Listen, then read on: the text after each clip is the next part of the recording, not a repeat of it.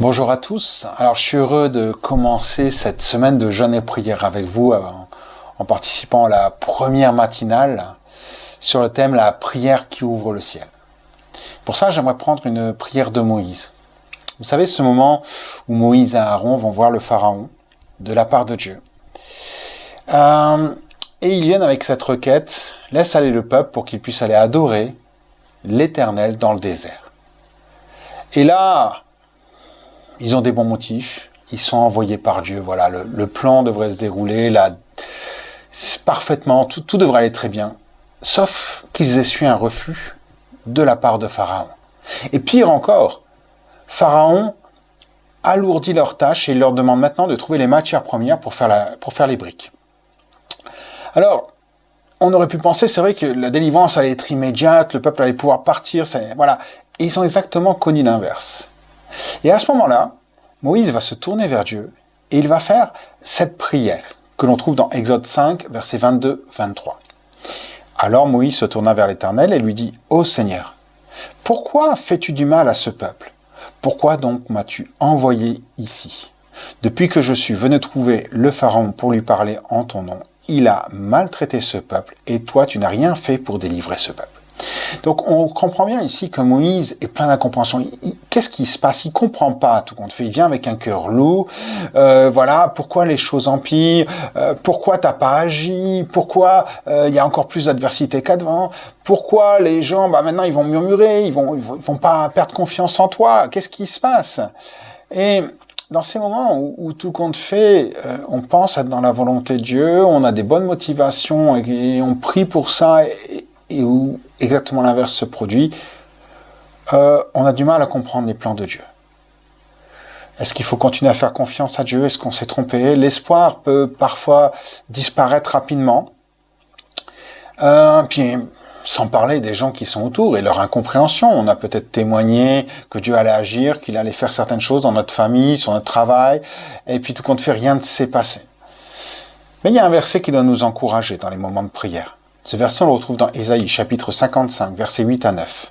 Il est dit « Car vos pensées ne sont pas mes pensées, et vos voies ne sont pas mes voies, que j'ai prescrites, déclare l'Éternel.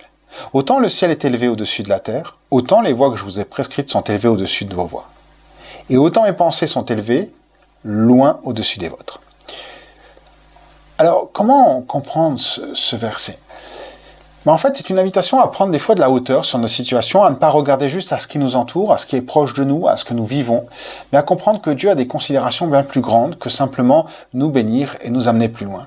Et là, j'ai envie de dire, la considération qui était plus grande, qui était peut-être attendue par Dieu, c'était de donner toutes les occasions possibles à Pharaon de reconnaître l'Éternel et de s'y soumettre. Et en réalité, on découvre que Moïse va prier, que Dieu va accomplir des miracles, on va parler des plaies d'Égypte, jusqu'au moment où il n'y a plus d'espoir pour Pharaon. Et on le retrouve en Exode 10, versets 28 et 29. Pharaon dit ceci. « Va-t'en d'ici, cria-t-il à Moïse, et prends garde, ne reparais plus jamais en ma présence, car le jour où tu paraîtras en ma présence, tu mourras. » Moïse répondit, « Tu l'as voulu. Je ne reparaîtrai plus en ta présence. » Ce moment-là est définitif. Les choses sont actées. Pharaon ne veut pas entendre parler de Dieu, ne veut pas reconnaître que Dieu parle au travers de Moïse. Bref, peut-être que si Dieu n'a pas agi tout de suite au premier miracle, c'est simplement parce qu'il avait des plans plus grands que ce qu'on pouvait imaginer, que simplement faire sortir le peuple d'Égypte. Peut-être amener Pharaon et d'autres personnes à le rencontrer. Imaginez-vous juste un instant, si Moïse avait baissé les bras. Est-ce que le peuple serait toujours en Israël? Est-ce qu'on connaîtrait David? Est-ce qu'on connaîtrait le Messie? Bref, le peuple serait toujours en Égypte et les plans de Dieu ne se seraient pas réalisés. Cette semaine, je souhaite que ce soit un moment où le ciel s'ouvre sur nos vies.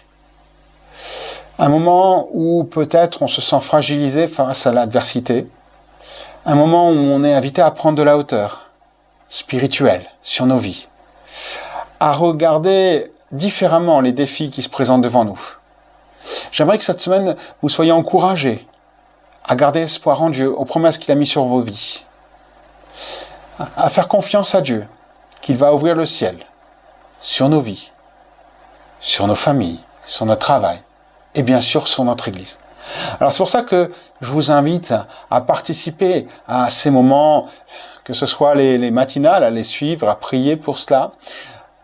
Participer aussi à ces moments de jeûne et prière, le mardi midi et le vendredi midi, ou encore d'être là selon vos disponibilités chaque soir de la semaine. Et à demander simplement au Seigneur, viens m'aider à prendre de la hauteur. Viens m'aider tout compte fait à me rapprocher de toi pour comprendre clairement l'entièreté de tes projets sur ma vie. Si vous le permettez, j'aimerais qu'on puisse prier ensemble afin que vous puissiez être bénis déjà durant cette première journée. Seigneur, nous te remercions pour tout ce que tu accomplis. Nous croyons que tes plans sont parfaits, Seigneur. Et si parfois des choses nous échappent, nous croyons que tu restes et tu demeures aux commandes. Alors aide-nous à ne pas faiblir, aide-nous à rester encouragés, aide-nous à aller de l'avant, aide-nous tout simplement à continuer à marcher, à te rechercher, à prier, afin que, si le ciel n'est pas encore ouvert sur les situations que tu nous as présentées, que durant cette semaine, le ciel s'ouvre largement et que ton soleil illumine nos vies, Seigneur, nos familles, notre travail, notre Église. Merci pour tout ce que tu vas accomplir, Jésus. Amen. Voilà, bonne semaine à tous.